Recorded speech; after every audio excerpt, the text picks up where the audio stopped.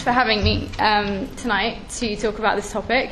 I'm going to try and talk about me as little as possible and talk about conversion in general terms as much as possible, inshallah, if I can, for two reasons. One is that I think, I hope that, there'll be a point in my life where I'll no longer be a convert. I'm 7 years in and counting, still converts, hoping there'll be a point at which I'll just be Muslim, and still working to figure out when that boundary is. The other reason is that I've been involved with a project with the Islamic Studies Department at Cambridge University, which is doing a fantastic study into converts, and I wanted to talk a little bit about some of the findings. I can't talk in too much detail because the report's not been out yet, but there was a press release that I can discuss, inshallah. So I'll start off by summarizing my own sort of conception of conversion, and I think Plato got it right when he said conversion is not implanting eyes, for they already exist, but giving them a right direction which they have not. So that kind of sums up how I understand conversion and how it's been reflected in my own life. Now, we know that conversion produces a mix of reactions in people around us: fear, suspicion, astonishment. It was only a few days ago that some of you might have caught the Daily Mail headline of Al-Qaeda recruiting female converts. So there's definitely a lot of fear and concern as concerns converts. And I think there is, in particular, a lot of misunderstanding in a society where religion has ceased to be a prominent part of the public sphere. Concern as to why anybody in their right mind really would wish to regress on what is assumed to be the sort of developmental spectrum, and start including the notion of God into their worldview. So let's maybe start with a little bit of history. Conversion to Islam by Europeans, of course, dates several centuries back. Estimated in the 15th or 16th century, there were about 300,000 renegades, as they were called now. Or they were actually referred to as Turks. That's what converts were referred to initially, obviously in reference to the Ottoman Empire. So when you became Muslim, you were turning Turk, you were becoming Turkish. Many of you would have heard of the famous British convert Abdullah, who obviously set up one of the early British Muslim communities, set up the first British Muslim newspaper, The Crescent, which, if any of you haven't come across, I very much recommend. And his little community attracted 600 converts over 20 years. And he's a fascinating character. If you've not looked into his life, I very much recommend it. There's also another prominent group of converts that were associated with Woking Mosque, which was the first purpose-built mosque in Surrey in 1912. And they published another interesting review called the Islamic Review, which included many articles by converts. And again, a really interesting insight, if you are interested in this topic, into how converts at different periods in history understood what it meant to convert and what they understood it to mean to be Muslim. For example, we know that Abdullah Quilliam's community took a very gradualist approach to things like drink and prayer, and that the women, for example, didn't wear hijabs as scarves. They used to wear sort of the hats that were much more typical of the era and which would have been less conspicuous, of course, at the time.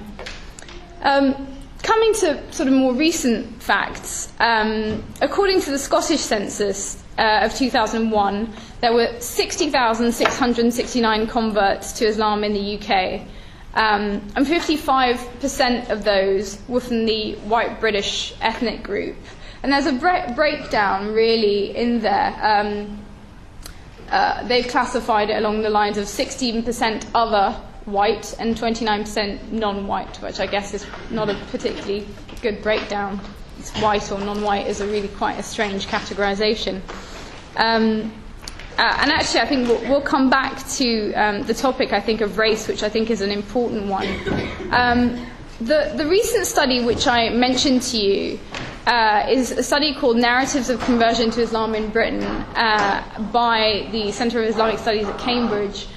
And it's brought out a lot of interesting findings even so far, and the report's not complete yet. But one of them is obviously many converts feel quite frustrated with a very one-dimensional portrayal of female conversion in the media, which is generally that women who convert tend to do so on the basis of marriage, which actually statistically is very much the minority. It's actually a very few women who tend to convert for marriage, and the majority tend to convert for a number of other reasons, but most of them some sort of conviction-based research, and not, if you like, the caricature of sort of doing it to please the husband, which I think is unfortunate but widespread. And of course the idea that many of them do convert at the expense of their independence and their liberty, and that again is very much a widespread view. It's very much part of the public narrative. And I think that's again what will be interesting when the report comes out, is that if you think about the image of Islam in the public sphere, you'd think that sort of liberal-minded, intellectual women from non-Muslim backgrounds would, run a mile from Islam. But actually, when you start to encounter Muslim converts, you tend to find that a noticeable number, at least, are well-educated, intellectually engaged. Many of them have got high-flying careers. So the question then, obviously, is why? And I think, obviously, there are a plurality of reasons for that. But there's actually no evidence to suggest that Islam is the fastest-growing religion in the world. Sorry to disappoint. We don't actually know that. And I think, actually, given just how much negative press Islam does receive, it's likely that that's not true. What is true, and this is from the statistics that we can get from things like the census, is that as many as 3/4 of British converts, so an estimated 100,000 between 2000 and 2010, were female. So statistically speaking, these guys on the panel are a minority. Just wanted to point that out. So when we're thinking about converts, we can talk a little bit about the experience that converts have. And they are quite diverse, but there are some points that we can draw out. A number of converts get their information and assistance from books, Muslim acquaintances, and the internet. And a majority say that they receive no help from the mosque, which I think is a sad indictment, actually, of our mosques and of the role, really, that they ought to be playing within the Muslim community in terms of a support network, in terms of a hub for the community, in terms of a hub. When I say of the community, I don't just mean of the Muslim community. It should be a hub where, the homeless, the elderly, people who are vulnerable in the community feel that they can come to. It's somewhere that certainly people who've just converted should feel welcome, and it should be somewhere where they get support and help. The majority of converts do experience a bit of a hard time, certainly initially, and these difficulties can range from negative attitudes of the family and people around them, but also difficulty in identifying with the Muslim community.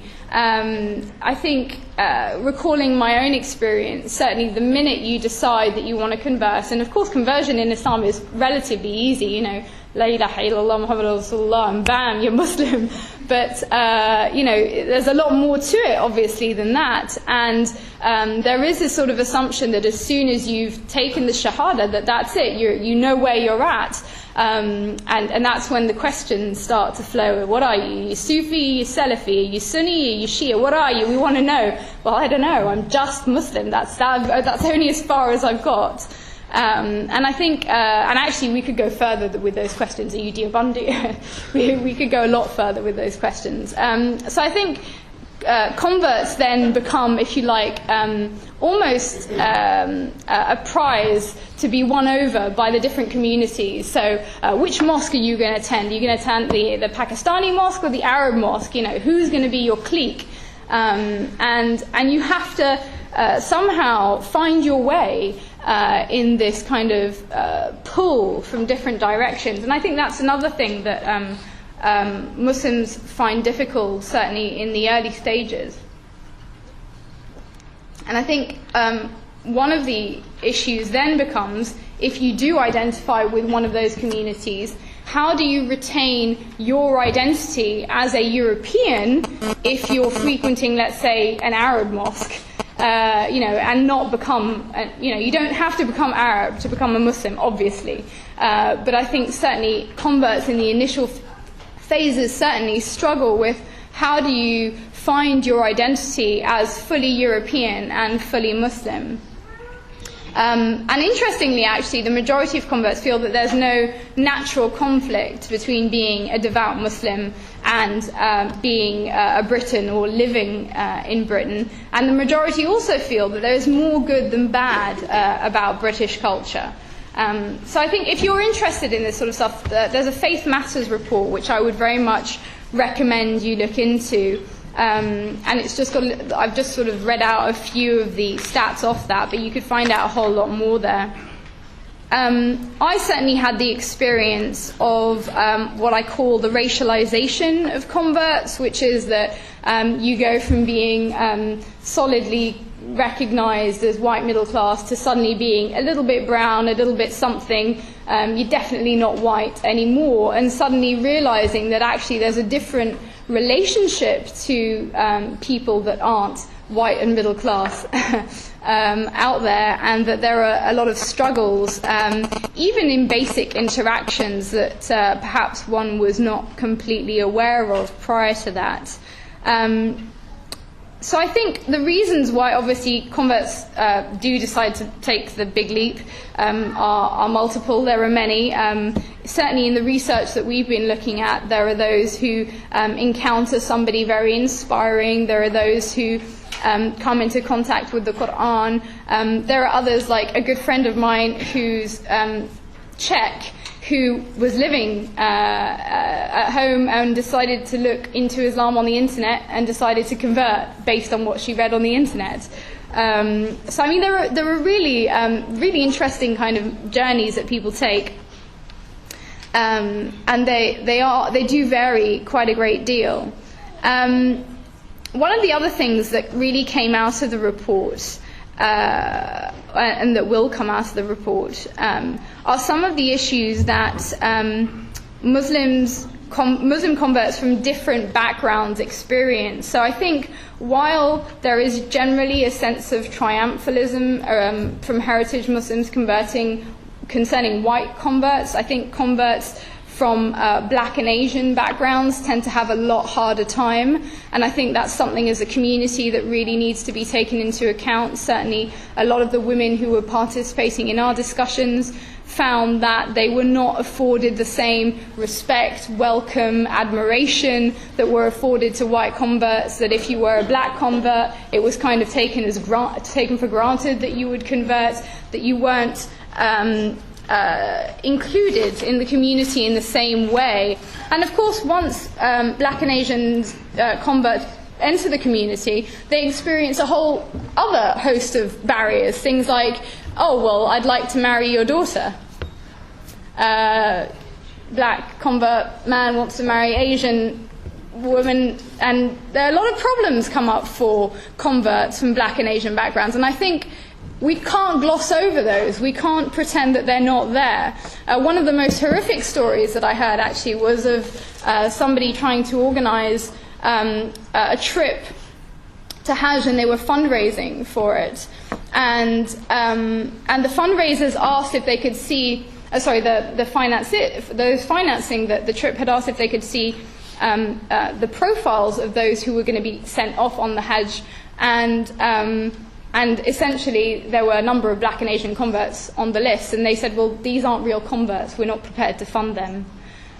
These things are happening, they're very real, and I think it's very important to be aware of them and to try and make sure that we don't somehow slip into, I guess, a complex surrounding white converts as being somehow different or in need of greater praise or recognition. And I think it's worth asking ourselves that when we do give white converts that importance, what does that say about our view of ourselves? So I suppose on the topic of converts generally, what I also usually point out is most practicing people in a way are converts. Most of you who are practicing have made a conscious decision at a point in your life to look into your faith and decide that that's something that you would like to commit to. That journey may have been eased by the fact you are coming from a Muslim background, or it may not, because sometimes that just complicates things a little bit further, because there are all sorts of cultural issues tied into coming from a particular background and notions of what Islam actually means from the background you're coming from. So, in terms of my own conversion, I encountered Islam or Muslims from a very early age. I went to school with many people from a Muslim background. I went to a French school, and so many of them were from North African background, Moroccans, Algerians, Senegalese, and then a few Levantines, so Lebanon. And I think the overarching kind of image I had of Islam growing up was pretty much the way that I'd been taught it in my philosophy class, which was, astaghfirullah, to quote my philosophy teacher at the time, Jesus and Muhammad were imposters. That's pretty much how my philosophy teacher taught us, what religion was, what it was about. And of course, in a sort of enlightenment-driven education, you're very much taught that religion is a relic. We've moved on from that. It's a delusion. It's something that holds people back from sort of full mental emancipation. And that is really the image that I had up until the time that I went to university. And I went to university between 2000 and 2003. So, of course, September the 11th happened whilst I was at university, and there was a massive shift actually on campus, a palpable shift on campus, and a palpable shift in the way that my friends were suddenly being referred to. So while previously I think that they'd been known as Moroccans or Algerians, they were suddenly Muslims. Oh, the Muslims did this, or the Muslims did that. And Islam sort of became a lot more prominent in the way that we were filtering people's behavior. And of course it became a great topic of discussion. What is Islam's place in Europe? What kind of an influence is it having in our society? Is it positive? Is it negative? Who are these Muslims anyway? And for me, the real sort of turning point, I guess, was I developed a friendship with a number of Muslims at my university who were devout and practicing Muslims, and they were the first devout and practicing Muslims that I'd ever encountered. And they helped me shift the way that I thought about religion on a number of fronts, and not by giving me overt dawah, believe it or not. They helped me shift my understanding of religion by being really nice people, really good people that you could rely on, really reliable, generous, timely, yeah, and generally just people who, I suppose, when you're a student and you're the first time at university, you need a network of people to help you get on with life. Mum and dad aren't there anymore to help you. You start to value those qualities in people, and I started to question why it was that these people in particular had these qualities, and what it was that was cultivating those qualities within them. And they would explain that in their religion this is something very important, to help your neighbours, look after your friends, be there for people if they needed you. And so I started to shift my view of Muslims, not so much of Islam, just by virtue of an interaction with people whom I felt had very solid ethical ideals, and I respected that. I didn't respect the religion. I continued to view Islam as something negative, but I respected them, and that was the beginning really of a window, I think, into the religion. The other big turning factor was somebody giving me a book by Oriana Fallaci, who's an Italian polemicist, and she's dead now actually, and she wrote a book in which she described Muslims in Europe as vermin, and we all know what you do with vermin, mangy dogs, and we all know what you do with a mangy dog. And really there was a language being used in the book which worried me. It really echoed with some of the literature that I'd grown up reading. And I was concerned, and I felt that it was important at that point for me to become educated enough about Islam that I could determine whether what was being said about it, was it this nefarious influence in Europe? Were Muslims trying to take over and, create this horrific system? Or were Muslims being talked about in terms which was wholly unacceptable? And did I therefore have a responsibility as a human to get involved and make sure that this was stopped? Because either way, I didn't feel that I could be neutral at that point anymore.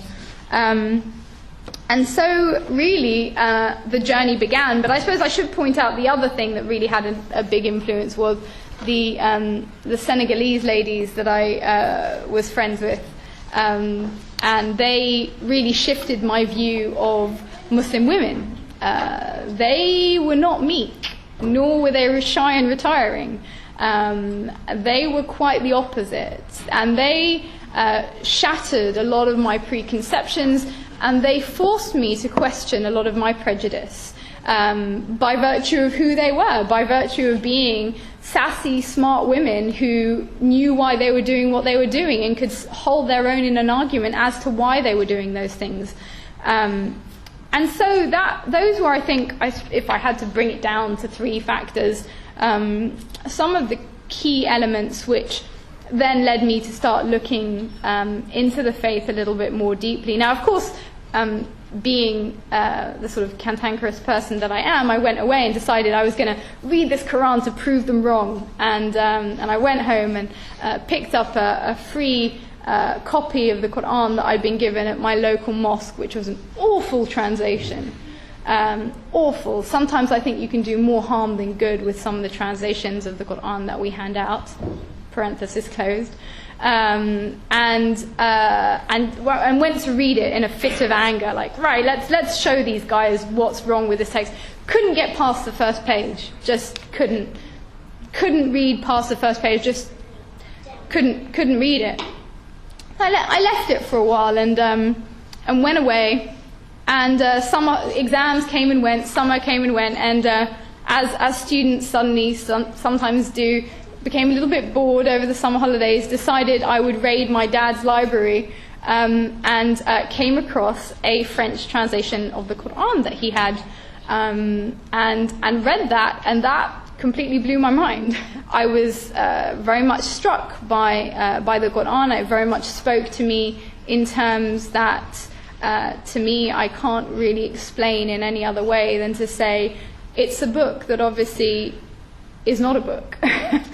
It's a message contained within some pages, but it's also both universal in its reach, but very specific in its ability to speak to your heart at a particular point in time and address very specific issues. And for me, it was a very moving experience. I'm aware that I probably have about 3 minutes left now, so I'll try and wrap up. I should also point out that as part of this debate and discussion that I was having with the Senegalese sisters, I was trying to convince them that this oppressive clothing that they were wearing, it was really time to shed it and to start living in the 21st century and discover all there was to learn about fashion. And of course we started to have a really interesting discussion about well, we didn't call it modesty, actually. We would have a discussion about what it meant to be empowered as a woman. And one day they suggested, well, because of course their argument was that if you minimize the attention you place on your physicality, you create a public sphere in which people are more equal, because it's not about girls competing against girls for male attention. It's not about women competing for male attention. It's just minimizing the attention on the outwards so that we can focus our attention on what's substantive, what's real. And those are the values which really we should be putting all of our intellectual energy into. And those are the values that really should be dominating our public sphere. And so they gave me, as we say in French, un gage, what do you call it, like a dare. Why don't you try it out? Why don't you try it out? Wear not a full-on hijab, but I used to wear a little bandana and some baggy clothes. And to be honest, it's not so much the bandana. And I'll be honest, the hijab for me, or the headscarf, or the khimar, or we know what we're talking about, the headscarf, is... and I've said this before, that the cherry on the cake, you totally have a cake if you don't have a cherry, but you don't have a cake if you just have a cherry. And so the idea was that actually minimize this attention on the body by wearing clothing that place more emphasis on, or force me to place more emphasis on myself as a person, and actually seeing the reaction that I got outside, having to work a lot harder for things. It was a lot easier before, actually. If you didn't have the right buffet, just fluttered your eyelids and gave a little, smile, flick of the hair, and suddenly you could get on the bus for free. It doesn't work that way anymore, unless the bus driver's Muslim.